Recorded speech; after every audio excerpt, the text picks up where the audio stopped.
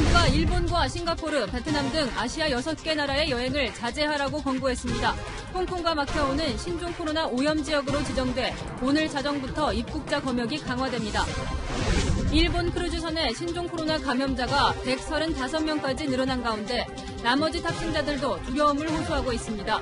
외국인 탑승자들은 자국 정부에 구조를 요청하고 있습니다. 중국 내 신종 코로나 사망자가 1,016명으로 늘었습니다. 홍콩에서는 화장실 배기관이 연결된 서로 다른 층의 거주자 2명이 감염돼 아파트 주민들이 비상대피했습니다. 세 번째 환자와 성형외과를 찾았던 중국인 여성이 28번째 확진자로 추가됐습니다. 통상 잠복기인 14일이 넘게 지난 뒤늦게 확진 판정이 내려져 잠복기 논란이 일고 있습니다. 아카데미 사관왕 쾌거에 힘입어 기생충 촬영지를 방문하는 발길이 이어지고 있습니다. We decided to tour all the places that it filmed in Seoul today. 기생충 출연 배우들은 내일 새벽 귀국합니다. 어린 자녀 2명을 방치해 숨지게 한 것도 모자라 안매장까지 한 20대 부부가 붙잡혔습니다. 3년간 700만 원이 넘는 아동수당까지 챙겼습니다. 최장 14일로 계산해왔던 신종 코로나 바이러스 잠복 기간이 흔들리고 있습니다. 안녕하십니까. 뉴스A 동정민입니다. 오늘 확진자 1명이 추가됐는데요. 3번 확진자와 함께 서울 강남의 성형외과를 방문했던 중국인 여성입니다. 그런데 그와 마지막으로 접촉한 게 지난달 25일입니다. 그동안 잠복기가 최대 14일로 알려져 있었는데 그보다 사흘이 지나서야 확진 판정이 나와 논란입니다. 첫 소식 김단비 기자가 보도합니다. 28번째 확진자는 30살 중국인 여성으로 보건당국은 지인인 3번째 환자로부터 옮았을 것으로 보고 있습니다. 이에 따라 3번에서 시작된 바이러스 감염은 지인인 6번 환자를 통해 아내와 아들, 교회 지인에 이어 모두 5명으로 늘었습니다. 이번에 확진된 중국인 여성은 3번째 환자와 중국 우한에서 귀국한 뒤 이틀에 걸쳐 서울 강남의 성형외과를 함께 찾았습니다. 3번째 환자가 확진 판정을 받은 지난달 26일부터 접촉자로 분류돼 3번째 환자의 어머니 집에서 격리 중이었습니다. 중국 귀국을 앞두고 8일 실시한 1차 검사에서 음성과 양성 경계선상의 결과가 나왔고 9일과 10일 다시 검사한 결과 양성으로 나타났습니다. 3번째 환자와 마지막으로 접촉했던 지난달 25일 이후 17일 만에 확진 판정을 받은 겁니다. 최장 잠복기인 14일을 넘겼지만 보건당국은 잠복기를 넘겨 발병한 사례로 단정할 수 없다고 밝혔습니다. 경미한 증상이 있었으나 약으로 인해서 증상을 인지를 못했을 2가지 가능성이 다 있기 때문에 실제로 이 여성은 진통 소염제를 복용했고 바이러스 검출량도 미미한 음성에 가까운 양성으로 나왔습니다. 다른 증상도 없고요. 아주 건강하고 아마 이번 주말에 바로 퇴원할 수 있을 것 같아요. 관할 보건소와 경찰이 자가 격리했던 아파트의 CCTV를 확인한 결과 외출을 하지 않아 접촉자도 없었던 걸로 드러났습니다. 보건당국은 잠복기 논란을 규명하기 위해 28번 확진자의 정확한 발병 시기를 조사할 계획입니다. 채널A 뉴스 김단비입니다. 지금 상황을 보면 중국에서 들어오는 입국자만 제한한다고 안전한 건 아니죠. 당장 오늘 자정부터 중국 본토에만 적용됐던 특별 검역이 홍콩과 마카오까지 확대됩니다. 일본과 태국, 베트남 등 동남아 주요 지역에도 여행 자제 경보가 내려졌습니다. 이어서 이다혜 기자입니다. 정부가 아시아 6개 나라에 대해서도 여행을 자제하라고 권고했습니다. 제3국을 통한 신종 코로나 바이러스 유입을 막기 위한 겁니다. 해당 국가는 일본과 싱가포르, 베트남과 말레이시아, 태국과 대만으로 지난 9일 세계보건기구 WHO가 지역사회 감염이 확인됐다고 발표한 국가들입니다. 특히 싱가포르와 태국의 확진자는 각각 45명과 33명으로 우리나라보다 많습니다. 이들 지역은 신종 감염병의 전파 위험이 있기 때문에 가급적 여행을 자제하거나 불가피할 경우 여행 기간이나 인원을 최소화하는. 바이러스 발원지인 중국 후베이성은 여행경보 3단계인 철수 권고가, 중국과 홍콩, 마카오에는 여행 자제 경보가 발령돼 있습니다. 여기에 6개 나라가 추가된 겁니다. 이에 따라 오늘부터 순차적으로 해당국을 방문한 사람의 정보가 의료기관과 약국에 통보될 예정입니다. 중국 본토에만 적용됐던 특별 입국 절차도 홍콩과 마카오로 확대됩니다. 오늘 자정부터 홍콩과 마카오에서 오는 입국자들은 전용 입국장을 통과해야 합니다. 본인의 연락처는 물론 체류 장소에 대한 정보도 검역 당국에 제공해야 합니다.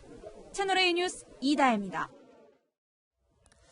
가장 큰 문제는 역시 중국입니다. 우한에서 첫 사망자가 발생한 지 한 달여 만에 중국 내 사망자가 1,000명을 넘어섰습니다. 상태가 위중한 중증 환자만도 7,000명이 넘게 남았습니다. 모습을 감췄던 시진핑 주석이 현장 방문에 나섰지만 민심은 차갑습니다. 정다은 기자입니다.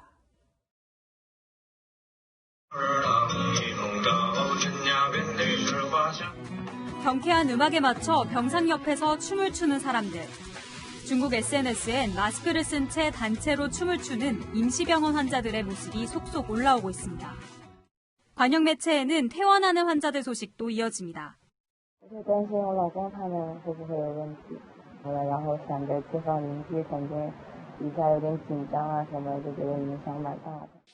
그러나 현실은 이런 낙관적인 분위기와는 거리가 멉니다.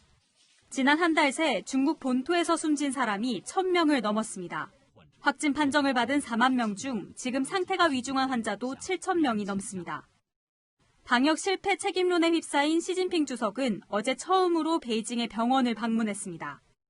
상황이 가장 나쁜 우한 현지와는 화상전화로 연결해 마스크를 낀 채 격려했습니다.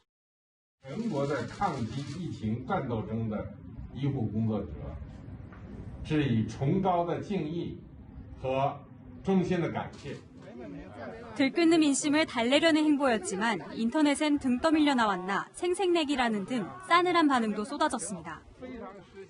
이런 가운데 중국 사스 영웅으로 불리는 중난산 박사 연구팀은 중국의 신종 코로나 환자 중 장복기가 24일에 이른 사례가 있었다고 발표했습니다. 지금까지 알려진 14일이라는 잠복기를 늘려야 할 가능성도 시사하고 있어 논란이 예상됩니다. 채널A 뉴스 정다은입니다. 홍콩에선 더 위험한 일이 벌어졌습니다. 아파트 3층에 사는 여성이 확진 판정을 받았는데 감염 원인이 13층에 사는 남성의 배설물에 있던 바이러스라는 겁니다. 화장실 배기관을 통해 내려왔다는데 이게 가능한 일일까요? 어쨌건 이 한 동 전체 주민에게 긴급 대피령이 내려졌습니다. 이 내용은 박수유 기자가 보도합니다. 홍콩의 한 아파트. 주민들을 태운 버스가 급하게 떠납니다. 아파트 A동에 살고 있던 주민들이 신종 코로나 바이러스에 감염되자 긴급 대피령이 내려진 겁니다. 이 아파트에선 최근 307호 여성과 1307호 남성이 감염됐습니다. 이와 관련해 13층 남성의 배설물에 있던 바이러스가 환풍기를 통해 3층 화장실로 이동했을 가능성이 제기되고 있습니다. 咁所以我哋特別去睇呢一點。咁我哋去睇過嘅時候咧，咁我哋發覺咧就即係咧樓上同樓下嗰個單位咧，佢哋咧就係有同一個嘅糞渠嘅。 실제 아파트 A동 7호 라인에 거주하고 있던 주민 4명도 전염병 증세를 보여 병원에 격리됐습니다. 아울러 음식을 나눠 먹은 일가족 9명이 집단으로 확진 판정을 받은 사례도 발생했습니다. 중국 본토에서 온 친척 2명을 포함해 일가족 19명이 중국식 샤브샤브인 허궈를 나눠 먹은 뒤 9명이 전염병에 걸린 겁니다. 佢哋當時嘅好緊密嘅接觸，即係大家傾偈傾好耐，或者係大家即係有啲病徵真係唔覺咁樣。 홍콩 당국이 정확한 감염 경로를 조사하고 있는 가운데 주민들의 불안감은 커지고 있습니다. 本地人又都過百個，遊客又好多嚟喺度行嗰啲都一樣照問嘅，即係苦酒啊、酒精液啊嗰啲啊，借都話都問，我話依家都賣晒啊咪。 홍콩에선 지금까지 이번 전염병으로 1명이 숨지고 42명이 확진 환자로 판정났습니다. 채널A 뉴스 박수입니다.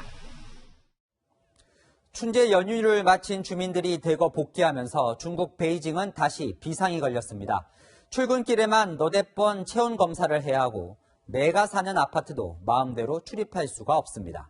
베이징 권호혁 특파원이 보도합니다. 아파트 출입을 막는 관리인과 주민 사이에 실랑이가 벌어졌습니다.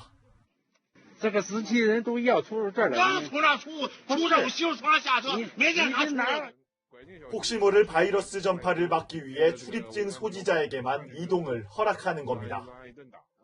2天只能出去1次，然后每次出入咱们有体温的监测，必须得写到这个证上。 베이징의 아파트 단지는 출입구 4곳 중 3곳을 폐쇄했습니다. 유일하게 열어둔 한 곳에서도 체온 검사대를 거쳐야 합니다. 35度，就35度啊你。绝大部分已实行了封闭式管理，做到人员进入必询问、必登记。 집에서 나오는 것도 어렵지만 지하철역 사무실까지 출퇴근하는 직장인들은 너댓 번의 채용 검사를 통과해야 합니다. 就是第一天上班的话，肯定是现在人会少很多，而且大楼里面的一些对于体温的检测还有消毒方面都是做得比较好的。 춘절 연휴 종료와 함께 이번 주 1억 6천만 명에 달하는 인파가 귀경할 것으로 예상돼 중국 당국도 촉각을 곤두세우고 있습니다. 어제부터 베이징 내 기업들의 업무가 공식 재개됐지만 거리는 여전히 한산한 모습입니다. 휴가를 연장하거나 재택근무를 하는 기업들이 적지 않아 정상화까지는 상당 시일이 걸릴 것으로 보입니다. 베이징에서 채널A 뉴스 권호혁입니다. 어제만 65명의 추가 감염자가 나온 일본 크루즈 현지 소식으로 이어갑니다. 언제 풀려날지도 모르고 복용하던 약마저 떨어진 탑승객들이 자국에 도움을 요청하기 시작했습니다. 요코하마에서 김밤석 특파원입니다. 크루즈선 해상격리 조치가 내려진 지 벌써 일주일이 지났습니다. 하지만 전염병 감염에 대한 탑승객들의 우려, 공포는 점점 더 커지고 있는데요. 선내 상황이 갈수록 악화되자 견디지 못한 승객들 30명이 뭉쳐서 고령자 건강을 책임져라 라는 등의 내용을 담은 요청서를 일본 정부에 제출하기도 했습니다. 특히 고령층은 약 부족과 함께 정보 제공이 제대로 이루어지지 못하고 있다고 도움을 요청하고 있습니다. 외국인 승객들도 해상 격리가 길어지자 불편함을 호소하고 있습니다. The Queen and Adam Lambert concert, we're going to miss that now. We're missing out on just our everyday life. The Japanese government is refusing to allow us to leave. Open the door for the American government to come and extract all the Americans. 인도인 승무원은 인도 총리에게 구조를 요청했습니다.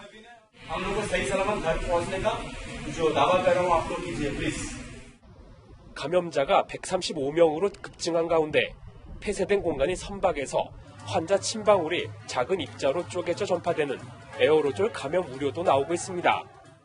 일본 정부도 뒤늦게 고령자를 중심으로 조기 하선을 시키거나 승객 전원에 대한 검사를 검토하고 있습니다. 船内でいろんな感染もあります。やはり出る時にももう一度チェックをすべきではないかという声もいろいろいただいておりますので、私どもとしてはそういう声も受け止めながら。 이런 가운데 한국인 탑승객 14명은 발열 등 고위험군 검사 대상에 포함되지 않은 것으로 알려졌습니다. 요코하마에서 채널A 뉴스 김범석입니다. 신종 코로나 바이러스 가장 좋은 예방법은 손 씻기입니다.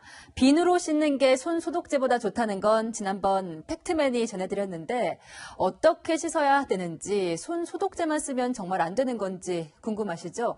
오늘은 김철웅 기자가 자세히 설명해드립니다. 손 씻기 전후를 비교해서 보여주는 장비입니다. 지금은 손에 아무것도 바르지 않은 상태고요. 이 특수 로션을 바르면 이렇게 흰색으로 표시됩니다. 가장 효과적인 손 씻기 방법은 뭔지 직접 확인해 보겠습니다. 손에 묻은 흰색 이물질을 세균이나 바이러스라고 보고 먼저 보건당국이 권고한 대로 손을 씻어봤습니다. 30초 이상 비누로 씻어야 합니다. 올바른 손 씻기 6단계는 손바닥을 마주 비비고 손등을 문지른 다음 손깍지를 끼고 비빕니다. 또 손가락끼리 문지르고 엄지손가락은 특히 꼼꼼히 씻습니다. 놓치기 쉬운 손톱 밑도 따로 닦습니다. 한눈에 보기에도 흰색 이물질이 대부분 사라졌습니다. 이번엔 손 소독제를 써봤습니다. 소독제를 사용할 때는 흥건할 정도의 양을 손 전체에 바르고 마를 때까지 30초 동안 비벼야 합니다. 손바닥의 이물질은 거의 없어졌지만 손가락 사이나 손톱 밑에 그대로 남아 있습니다. 비누를 사용했을 때와 확연한 차이를 보입니다. 엘리베이터 버튼과 지하철 손잡이를 만진 뒤 비누로 손 씻기와 손 소독제 사용을 비교해봤습니다. 손바닥에 있는 유기물을 채취하는 과정입니다. 손의 오염도 수치는 6711. 비누로 씻었을 때는 67, 오염도가 100분의 1로 줄었고 손소독제는 233으로 비누 손 씻기에는 훨씬 못 미쳤습니다. 또 물로만 대충 씻었을 때는 손소독제보다 못했고 비누로 씻었을 때보다 10배나 오염도가 높았습니다. 그 따뜻한 흐르는 물에 비누를 묻혀서 30초 이상 닦아주시는 것이 가장 좋습니다. 그 다음으로는 소독제와 물로 닦는 방법이 효과가 좋았습니다. 공용 화장실 비누도 여럿이 함께 쓰지만 세균이나 바이러스를 없애는 데는 효과가 있다고 설명했습니다. 채널A 뉴스 김천호입니다. 나는 바이러스가 아닙니다. 이런 캠페인을 할 정도로 신종 코로나 바이러스 때문에 전 세계적으로 아시아인들이 차별받고 있는데 국내에서는 중국에 다녀오지도 않은 중국 동포들도 생계를 위협받고 있습니다. 사공성근 기자입니다. 점심시간 식당가를 찾은 시민들. 식당 종업원이 중국 동포인 곳은 꺼려진다고 말합니다. 가까이 가고 싶지 않아서 들어갔다가도 다시 나오게 되는 그러한 상황이 간혹 발생하고 있습니다. 아무래도 중국말을 하면 약간 꺼려지죠. 중국 동포들은 최근 중국에 다녀오지도 않았는데 감염자 취급을 받는 게 속이 상합니다.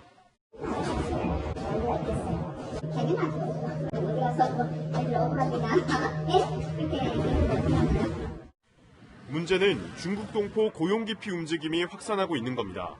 문제는 있어요. 사람 다 쓰려고 이거 인대면 다 무서워요. 우리도 무서워요. 중국 동포들에게 일감을 연결해주는 직업소개소 입구. 춘절 전후로 중국에 다녀온 사람은 들어오지 말라는 안내문이 붙어 있습니다. 일자리가 나도 고용주가 꺼린다는 겁니다. 현재 있는 사람은 쓰는데 새로운 얼굴이 들어왔을 때는 거의 다 터진다 그래서 안 받겠지. 바이러스 이것 때문에 무섭다 이거지. 일손이 달리는 건설 현장도 여권을 보여주고 중국에 간 적 없는 걸 증명해야 고용될 수 있습니다. 간병인이나 가사도우미처럼 대면 접촉이 많은 일감은 상황이 악화되고 있다는 게 중국 동포들의 얘기입니다. 일을 하다 나왔는데 일 찾으니까 없어. 이게 열흘이 있었어. 신종 코로나 바이러스 사태 장기화로 중국 동포들의 시름이 깊어지고 있습니다. 채널A 뉴스 사공성근입니다. 오늘 추가로 확인된 28번째 확진자, 또 새로운 유형이 등장했습니다. 정책사회부 이상현 기자와 함께 짚어보겠습니다. 이 기자, 그러니까 서울, 강남과 일산을 오갔던 그 3번 확진자에게 또 전염이 됐다는 거지요, 지금? 네, 그럴 가능성이 굉장히 높습니다. 이 28번째 확진자, 지난달 20일 3번 환자와 함께 중국 우한시에서 입국했고, 입국 뒤 동선도 3번 환자와 거의 일치합니다. 3번 환자, 강남의 성형외과와 음식점, 한강의 편의점, 일산의 카페 등을 다녔고 90명이 넘는 접촉자가 생겼었는데요. 이 가운데 가장 밀접하게 접촉했던 사람이 바로 28번째 확진자였습니다. 지금 논란은 이 잠복기 14일이 깨질지 여부예요. 사실 중국에서는 잠복기가 24일까지 늘려야 한다는 전문가 얘기도 있었는데 사실 이 3번 확진자와 만난 게 한참 전이잖아요. 네, 28번째 확진자는 3번 환자와 마지막으로 접촉한 뒤 17일이 지나서야 양성 판정을 받았습니다. 단순히 날짜상으로는 최대 잠복기 14일의 공식이 깨진 거지만 증상을 스스로 인지하지 못해서 검사가 늦어졌을 가능성이 있는데요. 방역당국의 조사 결과 이 여성은 다른 의학적 처치 때문에 소염 진통제를 복용해왔기 때문에 신종 코로나의 증상들도 크게 못 느꼈을 수 있습니다. 중국에서도 잠복기가 최대 24일에 이른다는 논문이 발표가 되기도 했는데요. 우리 정부는 정식 발표 논문도 아니고 과학적 근거도 부족하다고 밝혔습니다. 그러니까 방역당국은 이 잠복기 14일이 깨지진 않았다 이렇게 보는 것 같은데 만약에 깨진다면 우리 방역 체계는 어떤 영향을 받게 되는 겁니까? 우리의 신종 코로나와 관련한 대책의 기준 거의 대부분이 14일입니다. 접촉자들의 자가격리, 우한 교민들의 임시 생활 기간 모두 최대 잠복기 14일에 맞춰져 있고요. 진단검사 대상도 14일 이내에 중국을 방문했거나 확진자와 접촉한 사람 등입니다. 14일에 잠복기 공식이 깨진다면 이런 기준들이 모두 바뀌어야 되기 때문에 잠복기의 정의는 중요할 수밖에 없습니다. 28번 환자를 포함하면 3번 환자가 이미 퍼뜨린 게 5명으로 볼 수 있는데 이 정도면 슈퍼 전파자로 볼 수 있는 거 아닌가요? 메르스 때는 5명을 감염시키면 슈퍼전파자로 분류를 하기도 했는데요. 다만 3차 감염을 제외하고 동시에 여러 명에게 전파한 경우만 슈퍼전파자로 분류를 하고 있기 때문에 이 3번 환자는 해당이 안 됩니다. 또 다른 관심거리는 지금 이제 또 나오고 있는 공기 중 감염이에요. 지금까지는 이 바이러스와 접촉하지 않으면 감염이 안 되는 걸로 알고 있었는데 지금 관심이 지대한 저 일본 크루즈선에서는 공기 중 감염이 이루어졌다 이렇게 보는 전문가가 있다면서요. 그 일본 크루즈선에서 한꺼번에 65명의 확진자가 나오면서 이런 얘기가 나왔습니다. 이런 폭발적인 증가의 원인으로 밀폐된 크루즈선 내부에 에어로졸을 지목을 하는 건데요. 다시 말해서 공기 중에 미세한 입자를 통한 전파가 있었기 때문이 아니냐는 분석입니다. 국내 의료진은 밀폐된 공간에서 다량의 바이러스가 배출될 때 공기 중에 전파도 가능하다는 입장인데요. 다만 의료기관에서 환자를 상대로 직접 호흡기 치료를 하는 과정처럼 아주 특수한 상황에만 한정된다고 밝혔습니다. 네, 지금까지 이상현 기자였습니다. 신종 코로나 바이러스는 젊은 직장인들의 생활 풍속도마저 바꾸고 있습니다. 혼밥을 즐기는 직장인이 늘고 있고요. 아예 저녁 회식을 금지한 직장도 있습니다. 바이러스가 저녁이 있는 삶을 이끌어냈다는 우스갯소리마저 나올 정도입니다. 박선영 기자가 취재했습니다. 식품 유통업체에서 일하는 29살 직장인 허진우 씨는 마스크를 쓰고 서울 관악구에서 강남구로 출근합니다. 승객으로 붐비는 버스 내부가 흔들려도 허 씨는 손잡이를 잡지 않습니다. 하차하기 전 손소독제도 꼭 사용합니다. 버스 손잡이나 다른 사물들을 안 잡는 게 애초에 제일 중요하다고 생각을 해가지고 잘 안 잡고 있어요. 점심시간이 되자 허 씨는 사무실을 나와 혼자 식당으로 향합니다. 감염 가능성을 조금이라도 줄이기 위해 다른 사람들과 널찍이 떨어져서 식사를 합니다. 일주일 전부터 조금 확진자도 많아지고 그게 나이 많으신 분들뿐만 아니라 이제 젊은 사람들도 좀 많이 걸리다 보니까 나도 조심해야겠다 이렇게 싶어가지고 지난주부터는 혼자 먹고 있습니다. 허 씨처럼 혼밥을 선택하는 직장인들이 늘고 있습니다. 혼밥 하시는 분들이 한 20-30%였다면 지금은 40에서 50% 정도? 그 정도로 많이 올라간 것 같아요. 집에서 직접 준비해온 도시락으로 점심시간을 혼자 보내는 직장인도 있습니다. 직장 회식도 크게 줄어 평소 손님들로 붐볐던 저녁 시간대지만 식당 안이 한산합니다.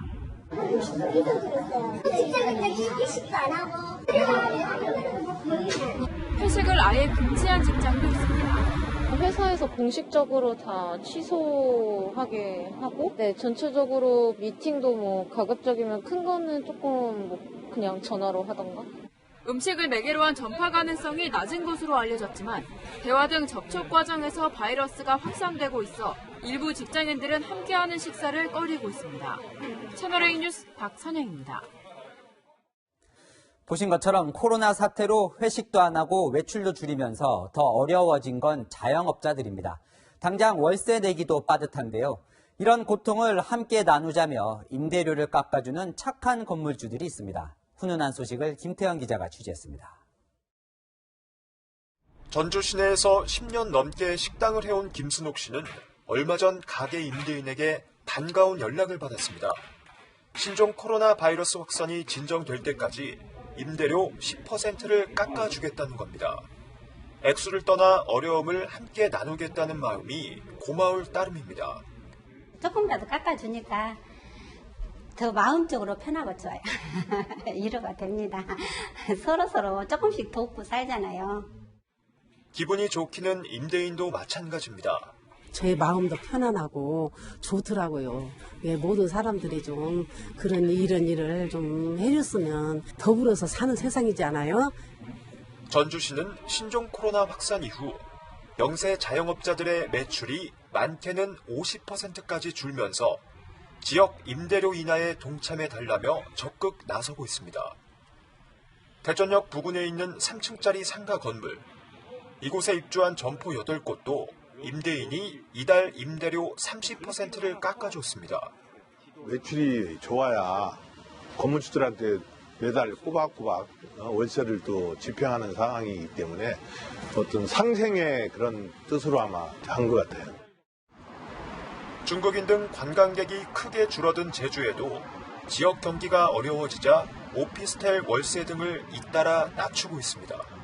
이런 거를 통해서 소비가 좀 발생되고 경기가 조금이라도 좀 나아졌으면 하는 바람에 그렇게 생각하게 됐습니다. 신종 코로나 확산으로 지역 경제에 한파가 몰아치면서 상생을 위한 몸부림도 이어지고 있습니다. 채널A 뉴스 김태형입니다.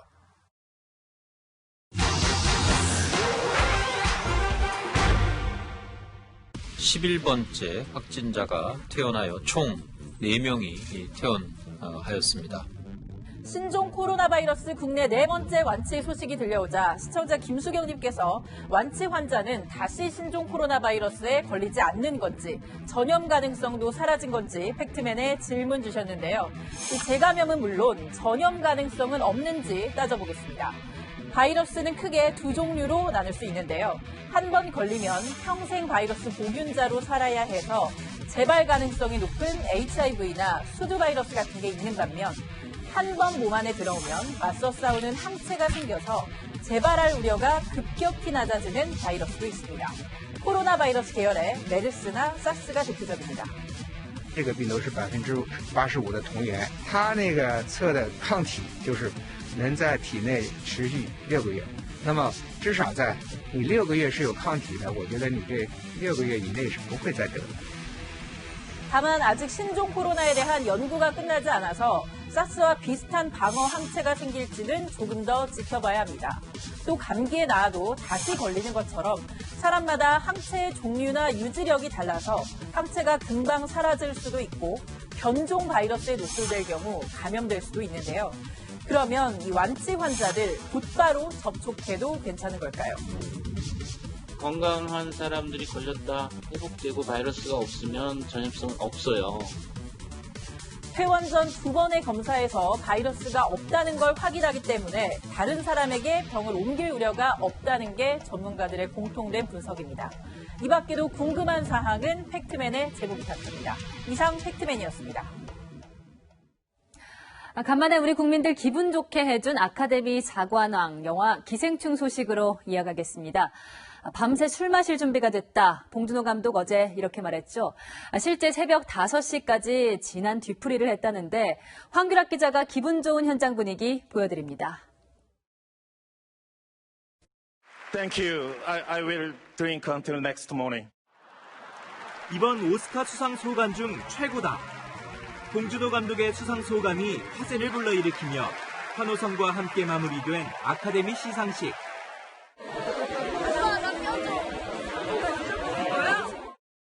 시상식 뒤풀이 자리에서 영화 주디로 여우주연상을 탄 르네 젤위거가 봉 감독에게 반갑게 인사를 건네더니 4개의 오스카 트로피를 두고 농담을 주고받습니다.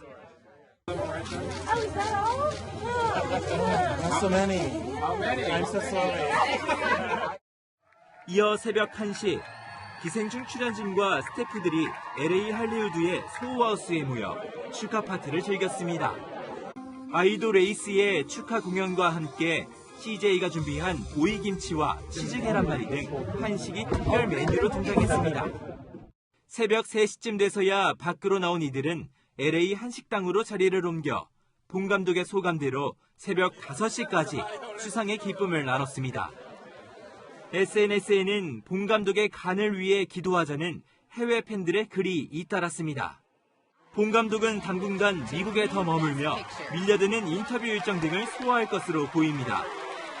한국 영화의 새로운 역사를 쓴 기생충의 배우 11명은 내일 새벽 귀국합니다.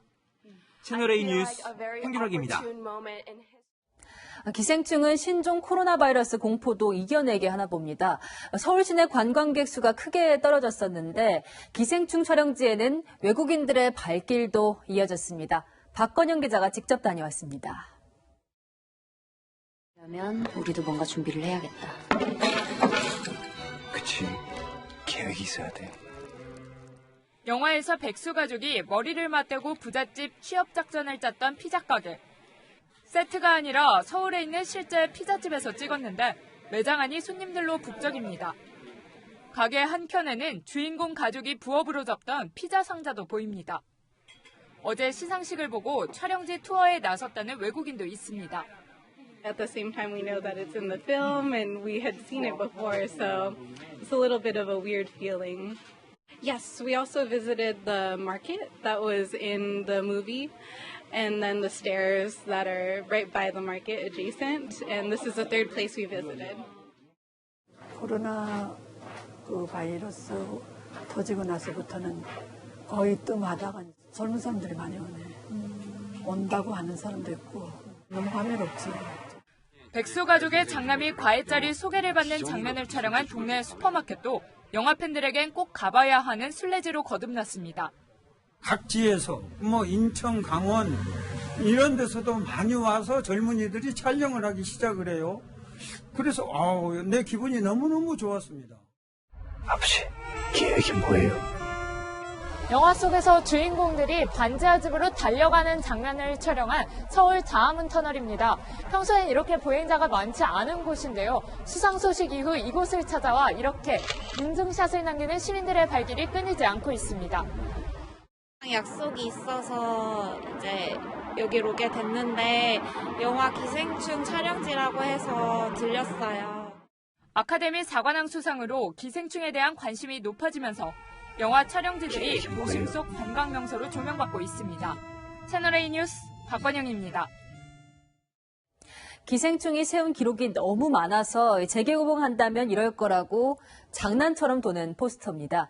한동안 썰렁했던 영화관이 기생충 특별 상영 소식에 들썩이고 있습니다. 기생충 굿즈도 있다는데 박지혜 기자가 소개합니다. 영화 기생충이 개봉 9개월 만에 다시 돌아왔습니다. 관객들은 들뜬 마음을 숨기지 못합니다. 92년 만에 이런 쾌거를 이뤘다는 것에 대해서 제가 국민으로서 정말로 감동스럽고요. 한류가 이제는 K-팝뿐만 아니라 영화도 올림픽 4관왕 딴 것 같아요. 너무 좋아요. 기생충이 특별 상영되면서 관객들의 발길도 모이고 있는데요. 평일 낮 시간이지만 예매율은 절반을 넘어섰습니다. 이번 달 25일까지 전국 상영관 32곳에서 상영되는데 2,000원 정도 할인된 가격에 관람할 수 있습니다. 영화를 못 보신 관객분들은 물론 다시 한번 기생충을 보고 감동을 느껴보시고자 하는 관객들에게 기회를 드리고자 봉준호 감독의 연출작은 각종 VOD 서비스 인기 차트에서 순위가 크게 올랐습니다. 기우가 처음으로 친구에게 과외를 제안받는 장면 등 영화의 장면이 담긴 각본집과 스토리보드 부근, 대형 서점에서도 품귀 현상을 보였습니다. 지금 들어오는 중이라고 하고요. 정확하게 시간대까지 말씀 못 드립니다. 해외가 극찬한 영화의 인기에 힘입어 국내에서도 기생충 열풍이 한동안 이어질 전망입니다. 채널A 뉴스 박지혜입니다.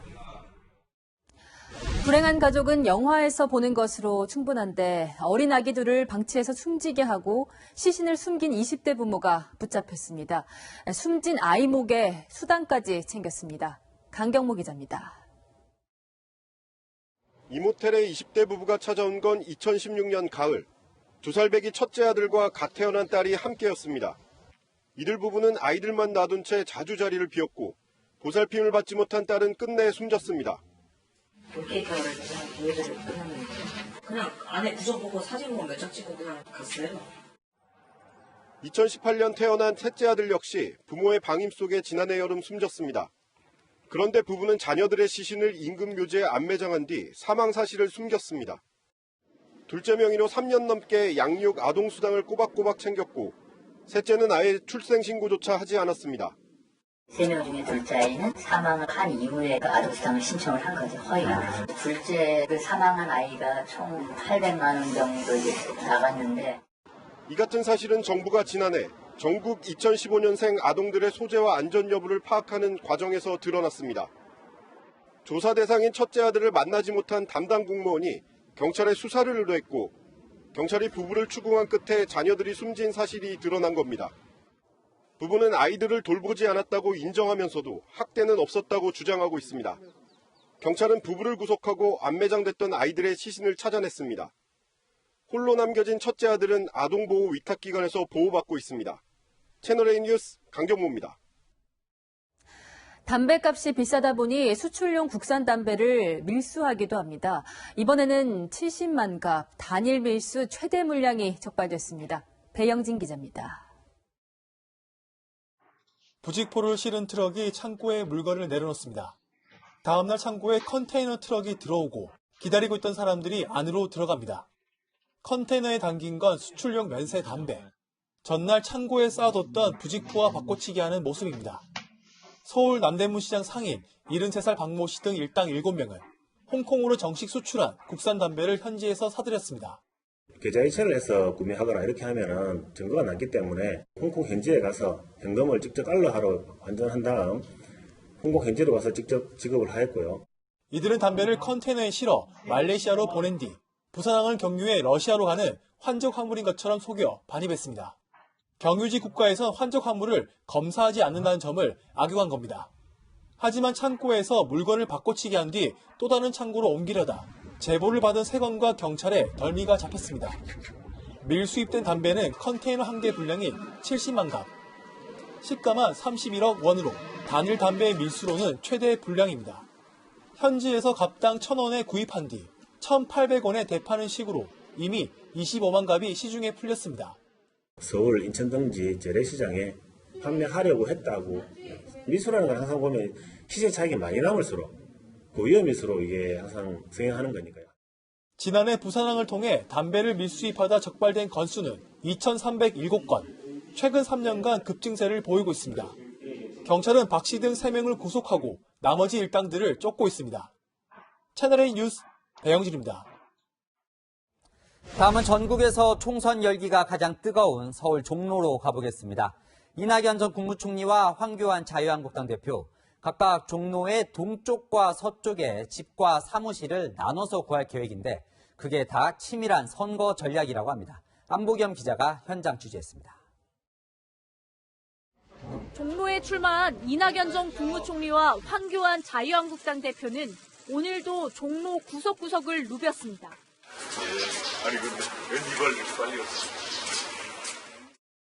이승만 대통령께서 자유민주주의 국가를 세우시지 못했다면 우리가 또 사회주의 국가가 되고. 두 사람 모두 서초구 잠원동에 살았지만 출마를 위해 사무실과 자택을 모두 종로로 옮겼거나 옮기려 하고 있습니다. 그런데 두 사람이 눈여겨보는 지역이 같습니다. 이곳은 종로구 창신동입니다. 이낙연 전 총리의 사무실이 길 건너 창신동 경계에 위치해 있습니다. 황교안 대표도 종로의 동쪽, 창신동과 해화동에 있는 아파트를 물색하다 오늘 해화동 아파트를 반전세 형식으로 계약한 걸로 알려졌습니다.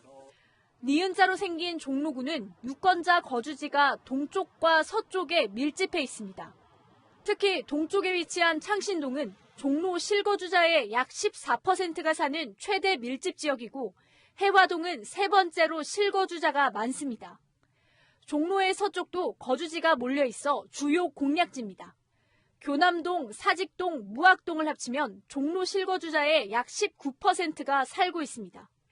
이 전 총리는 교남동에 전셋집을 얻었고 황 대표는 사직동 인근에 사무실을 구하고 있습니다. 종로 유권자들의 반응은 엇갈렸습니다. 그래도 우리 동네 오니까 좋잖아요. 같은 이웃이라고 생각하면 되죠. 원래 여기 있는 주민이 출마를 하는 게 맞는데 황교안 씨나 그분이나 그분이나 똑같은 뭘. 종로에서는 총선이 이미 시작됐습니다. 채널A 뉴스 안보겸입니다. 여야 인재 영입이 마무리 수순입니다.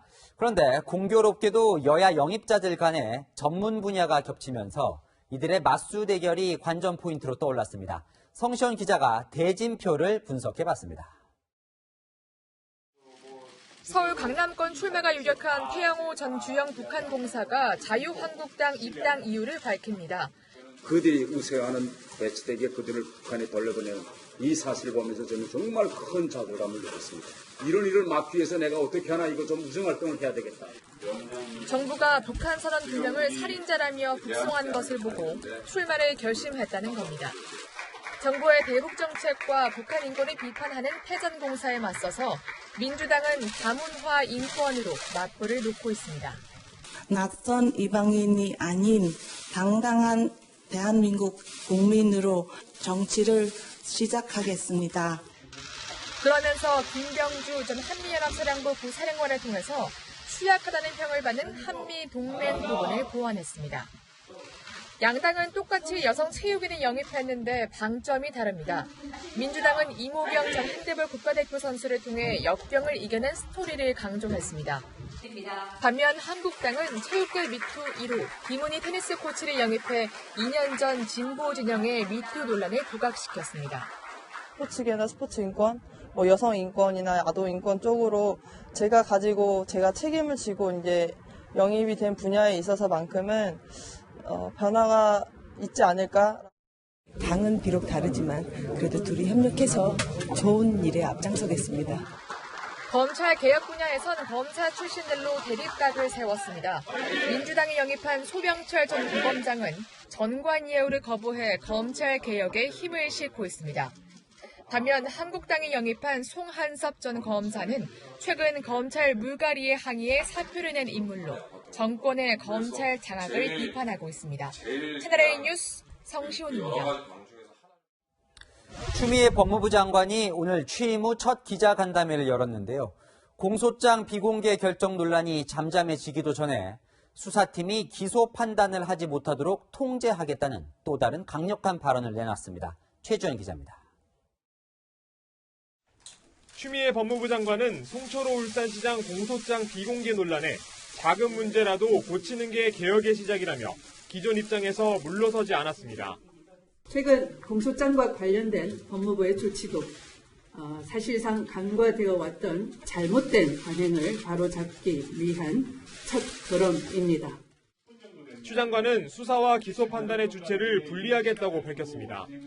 검찰에서 중요 사건을 직접 수사해서 기소하는 경우에도 중립성과 객관성을 잃을 우려가 있기 때문에 내부적 통제 장치가 필요하다고.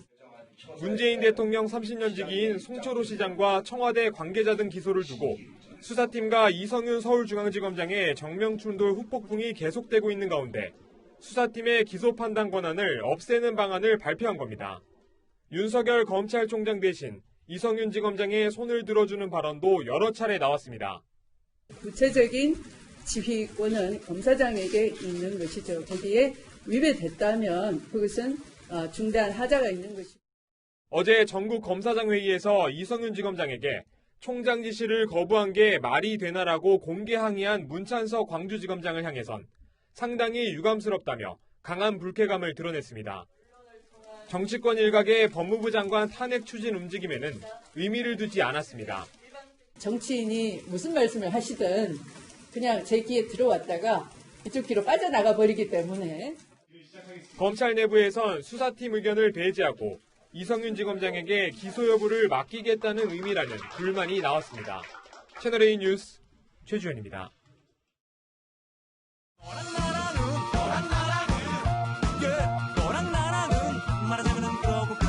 네, 여랑야랑 시작합니다. 이재명 기자. 정봉주 전 의원 왜 결코 죽지 않는 남자죠? 네, 오늘 정봉주 전 의원이 눈물의 기자회견을 했습니다. 먼저 같이 보시죠. 저는 또 이렇게 잘려나갑니다. 저는 영원한 민주당 당원입니다. 저 정봉주는 결코 죽지 않을 것입니다. 이해찬 대표까지 만나면서 끝까지 해보려고 했는데 결국 불출마한 건가요? 그렇게 알았는데 나와서는 전혀 다른 말을 했습니다. 향후 구체적 행보에 대해서는 당의 후속 조치를 보며 결정해 나가겠습니다. 공관위원들은 판정을 했지만 저는 더 많은 옵션과 더 많은 선택지가 있기 때문에 네, 저 더 많은 선택지라고 하면 혹시 무소속으로라도 출마를 하겠다는 건가요? 네, 애매하죠. 민주당도 굉장히 당혹스러워하고 있답니다. 동해커도 알겠지만 국회 정론관에서 기자회견을 하려면 현역 의원이 주선을 해줘야 합니다. 그렇죠. 오늘 기자회견은 정봉주 전 의원이 불출마 선언을 하는 줄 알고 민주당이 주선을 했습니다. 그 증거가 있습니다. 이번 당 결정사항을 수용함과 동시에 이번 총선에서 역할에 대한 입장을 지금부터 발표하도록 하겠습니다. 백의종군을 선언할 거라고 소개를 했는데 오히려 더 많은 선택지가 있다고 하니까 민주당 입장에서는 뒤통수를 맞은 격이죠. 그래요. 그동안 민주당이 이제 논란이 된 출마자들을 한 명씩 주저앉히는데 성공을 했는데 이번엔 좀 애매하네요. 네. 지금 당장 민주당 입장을 바꾸면 오히려 더 많은 비판을 받겠죠. 그래서 어쨌든 정봉주 전 의원을 불출마 쪽으로 계속 밀고 갈 것 같은데 말씀하신 것처럼 지금까지는 지역구 세습 논란이 있었던 문석균 씨 그리고 부동산 투기 의혹을 받는 김의겸 전 대변인까지 순조롭게 정리가 됐는데 정봉주 전 의원의 문제는 뭔가 명쾌하게 정되지 않은 채 찜찜하게 남은 그런 상황입니다. 네, 또 결말이 궁금해지네요. 네, 다음에는 이제 자유한국당 소식으로 넘어가 볼게요. 네. 지금 보면 황교안의 백댄서 홍준표 전 대표의 얼굴이 보이네요. 네, 조금 전 홍준표 전 대표와 제가 통화를 했는데요.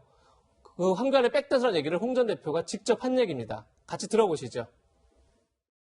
그거는 백댄서 하라는 거 아이가. 황 대표 백댄서 하라는 건데 나는 그거는 못하지. 네, 그동안 홍준표 전 대표가 황교안 대표를 별로 좋아하지 않는다는 건 익히 알려져 있는데 그렇다고 해서 저 백댄서는 무슨 얘기인가요? 네, 김용호 공천관리위원장의 구상은 이런 것 같습니다. 황교안 대표가 종로 출마로 마음을 정했으니 동작의 나경원, 광진의 오세훈, 그리고 동대문의 홍준표 전 대표 등을 모두 모아서 서울에 집결시키겠다. 결국 서울 어벤져스를 만들어보겠다. 이런 구상 같은데 그런데 홍준표 대표의 생각은 다릅니다. 이건 오히려 황교안 대표를 위한 들러리를 세우는 거다. 그렇기 때문에 결국은 백댄서다. 이런 얘기입니다. 그러니까 종로에 황교안 대표를 중심으로 뭉치는 거니까 별로 하고 싶지 않다. 이런 얘기 같은데 그러면 고향인 경남 창녕에 계속 출마를 하겠다는 겁니까? 꼭 그렇지는 않습니다. 서울에서만 왜 험지를 찾느냐? 그러면서 경남 험지 카드를 꺼냈습니다. 수도권 선거도 중요하지만 PK도 중요하지 않느냐. 경남 지역에 험지가 세 곳이 있는데 그중에 양산을을 제안을 해놓은 겁니다. 경남 양산을을 콕 집었는데 저기가 이제 문재인 대통령의 사저가 있는 곳이기도 하고 민주당은 이미 김두관 전 경남지사 카드를 꺼내놓은 상황이에요. 그렇죠. 김두관, 홍준표. 꽤 큰 빅매치겠는데요? 예. 내일 한국당 공천관리위원회가 열립니다. 거기서 결정을 할 텐데 사실 공천관리위원회는 양산을에 김태호 전 경남도지사를 염두에 두고 있는 것 같습니다. 그렇게 되면 홍준표 전 대표의 구상이 어그러질 수 있을 것 같습니다. 네, 그럼 홍준표 전 대표가 만약에 서울로 온다면 나름 송파, 동대문에서 의원도 했고 판세에 좀 영향을 미칠까요? 글쎄요, 결과를 예측하기 쉽지 않지만 한국당에서 이런 말도 나옵니다. 어벤져스 영화를 보면 히어로도 죽는 사람이 있다. 이런 얘기가 있어서 홍준표 전 대표 입장에서는 썩 유쾌한 그런 차출은 아닐 것 같습니다. 네. 오늘의 한마디는 평양 감사도 저 싫으면 그만 이렇게 정했습니다. 네, 여야 이제 불이 붙는 것 같습니다. 지금까지 여랑여랑이었습니다. 네, 저금리 시대 이자를 조금이라도 더 얹어주는 상품이라고 하면 혹하죠. 고금리 적금이라고 선전하는 상품은 많은데 실제로 고금리를 받는 과정은 스무고개 수준입니다. 안건우 기자입니다. 우후죽순처럼 나오는 고금리 적금 중엔 속빈 감정도 많습니다. 부풀려서 하는 경우가 좀 많은 것 같다는 생각이 있어요. 실제로 어떨지 궁금해서 상품들을 살펴봤습니다. 연 4%대의 좀 비교적 높은 금리의 적금이 있는데요. 가입해 보겠습니다. 진짜 금리는 화면 한편에 작게 쓰인 1%, 우대금리 3%를 더 받으려면 만기까지 각종 미션을 수행해야 합니다. 입출금 계좌에서 고객이 명의로 된 입출금 통장으로 입금을 오픈뱅킹 통해서 2번 이상을 진행을 해주셔야 되는데 연 2% 받으실 수 있는 겁니다. 은행이 지정한 신용카드로 월 30만 원 이상 쓰거나 공과금을 납부하는 식의 조건을 충족해야만 고금리를 주는 상품도 있습니다. 5%라고 해석했는데 금리가 좀 낮은 것처럼 보여서 가입을 안 하고 그냥 나온 적이 있습니다. 인터넷과 모바일 뱅킹의 확산으로 고객 이탈이 쉬워지자 은행이 내놓은 상술이라는 지적입니다. 경쟁이 치열하다 보니까 뭔가 고객들한테 미끼 상품을 갖다 계속 내걸 수밖에 없는 상황이 된 거고. 정반대의 전략으로 흥행에 성공한 은행도 있습니다. 우대금리 비중을 줄이고 기본금리를 3.56%까지 높인 연 5% 적금 상품은 가입자가 폭주해 사흘 만에 가입 금액이 3,800억 원에 이르렀습니다. 전문가들은 고금리라고 무턱대고 가입하기보단 기본금리와 우대금리의 비중과 조건을 잘 살피라고 조언합니다. 채널A 뉴스 안건우입니다. 예쁜 꽃다발 사들고 오신 부모님과 교실 앞에서 찍는 졸업식 사진. 생각만 해도 가슴 찡한 추억이죠. 그런데 요즘 코로나 때문에 이 졸업식이 사라지고 있습니다. 졸업식장의 눈물은 사라지는 대신 화훼 농가들이 눈물을 흘리고 있습니다. 김진이 간다. 김진 기자가 취재했습니다.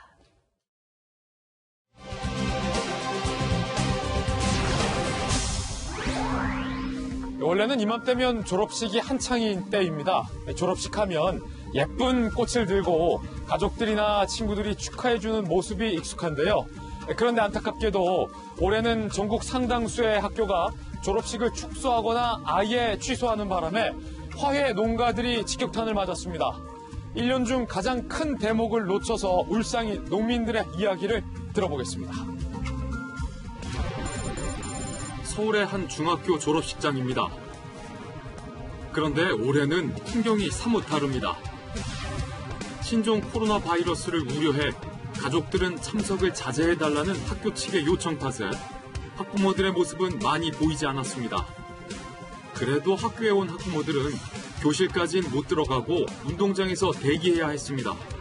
부모님이 안 오셔가지고 못 받았어요. 손님이 없을 것을 알면서도 꽃 판매상들은 일단 교문 앞에 나와봤습니다. 너무 장사가 힘드니까 안 오셨어요. 다른 집 같은 저 아래까지 가거든요. 졸업식이 끝나가는 시간, 3만 원이던 꽃다발 값을 1,000원으로 내렸습니다.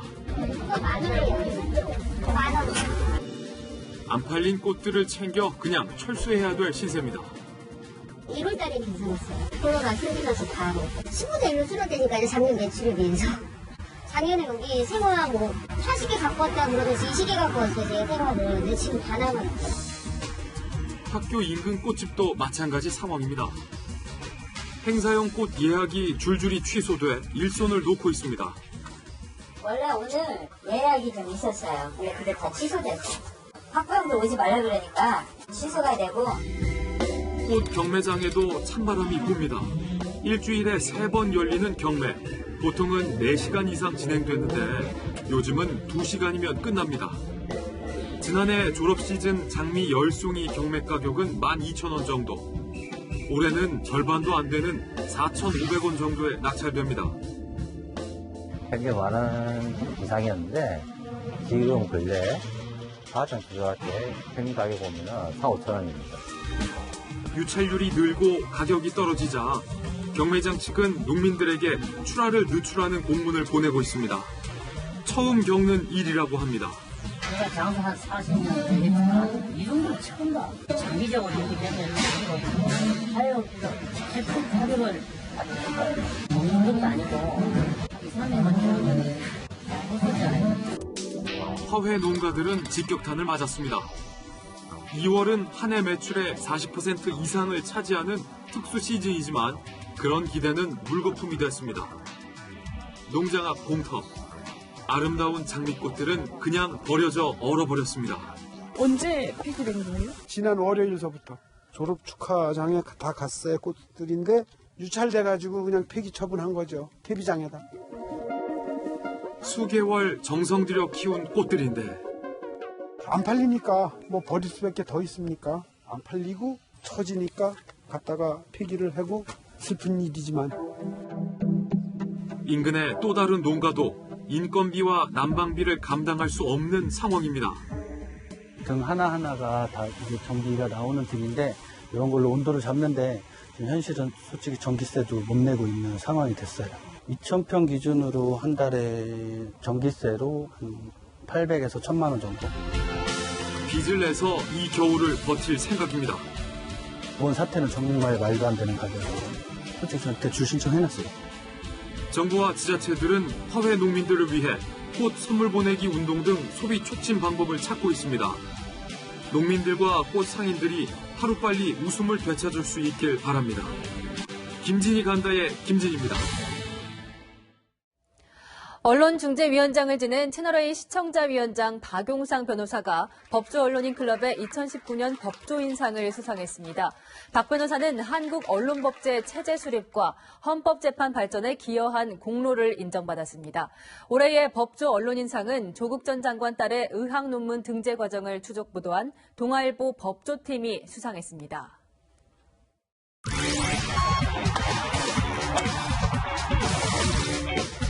안녕하십니까. 스포츠뉴스입니다. 영화 기생충의 아카데미상 4관왕에 영국의 축구명가 맨체스터 시티가 특별히 봉준호 감독에게 축하를 보내 눈길을 끌었는데요. 과연 어떤 사연일까요? 장치혁 기자가 전해드립니다. 잉글랜드 프리미어리그의 강팀 맨체스터 시티는 영화 기생충의 수상 소식이 전해지자 공식 SNS를 통해 축하를 보냈습니다. 맨체스터 시티와 봉준호 감독 간에 어떤 인연이 있는 걸까? 무엇이든 물어보라는 온라인 행사에서 봉준호 감독은 이렇게 답했습니다. 최후의 만찬에 5명을 초대한다면 누구를 택하겠는가? 피겨 여왕 김연아, 영화학도 봉준호를 매료시켰던 알프레드 히치콕과 마틴 스코세이지 감독, 전설의 기타리스트 지미 페이지, 그리고 다름 아닌 맨체스터 시티의 특급 미드필더 케빈 더브라위너였습니다. 만찬 메뉴는 스페인 전통 음식 파에야였습니다. 알고 보니 축구팬이었던 봉준호 감독. 더브라위너는 세계 최고의 미드필더로 꼽힙니다. 기술과 감각이 뛰어나 예술적인 축구를 한다는 평을 받습니다. 때문에 팬들도 봉준호 감독 축구 취향에 고개를 끄덕입니다. 일부 팬들은 왜 손흥민을 택하지 않았는지 궁금해하기도 했습니다. 채널A 뉴스 장치혁입니다. 12년 만에 올림픽 티켓을 딴 여자농구 대표팀이 오늘 귀국했는데 웬일인지 웃을 수가 없었습니다. 뛰면서 창피했다. 박지수 선수가 작심 발언을 했습니다. 이민준 기자가 현장에 다녀왔습니다. 도쿄행 티켓을 따고 귀국한 여자 농구 대표팀. 값진 쾌거에도 감독의 주전 혹사 논란은 이어졌습니다. 영국전에서 짜릿한 승리를 거뒀지만 주전 5명은 40분 경기 내내 쉴 틈이 없었습니다. 결국 다음날 중국전에선 체력이 고갈돼 힘 한 번 못 쓰고 40점 차 패배의 망신을 당했습니다. 제가 태극마크를 달고 시합에 나가서 사실 조금 많이 무대에서 뛰는 게 창피하다고 느껴졌어요. 되게 아쉬움도 많았고 화도 났고. 박지수는 작심 발언을 이어나갔습니다. 중국전에서 좀 패인이 뭐라고 좀 보시는 거예요? 전날 경기가 영향이 좀 있었지 않았냐 이런 평가들도 좀 있어요. 뭐가 됐든 그냥 다들 아시는 부분이라고 생각을 하고요. 제가 뭐 딱히 할 말은 없네요. 네. 이문규 감독은 꼭 필요한 1승을 위해 주전을 뺄 수 없었다고 했습니다. 도쿄올림픽 출전권을 따기 위해서 한 게임을 우리가 어떻게 해가지고 이기겠다는 그런 신념을 가지고 하는 그 상황이었기 때문에 도쿄행 티켓을 따고도 웃을 수 없는 현실. 거센 잡음 속에 농구협회의 대응이 주목됩니다. 채널A 뉴스 이민준입니다. 오늘 한낮에는 마치 봄이 온 것 같았죠. 서울이 14.6도까지 오르는 등 올겨울 들어 가장 높은 기온을 기록한 곳들이 많았습니다. 이 포근한 겨울 날씨에 봄꽃들도 계절을 착각한 모양입니다. 지금 이 사진은 오늘 충북 속리산에 피어난 복수초의 모습인데요. 작년보다도 15일이나 빠르게 꽃망울을 터뜨렸습니다. 내일도 예년 기온 웃도는 따뜻한 날씨 계속되고요. 전국에 비 소식도 들어있습니다. 오늘 밤 제주와 전남 해안을 시작으로 내일 오전 전국으로 확대되고요. 남해안과 지리산 부근, 제주에는 최고 80mm, 그 밖에 전국에는 10에서 30mm의 비가 예상되고 있습니다. 이번 비는 주로 제주와 남해안에 강하게 쏟아지는데 내일 새벽부터 낮 사이에는 돌풍과 벼락을 동반해 시간당 20mm 이상의 세찬 비가 집중되겠습니다. 주말에는 전국에 또 눈비 소식이 있고요. 다음 주 월요일부터는 다시 영하권 아침 추위가 찾아오겠습니다. 날씨였습니다.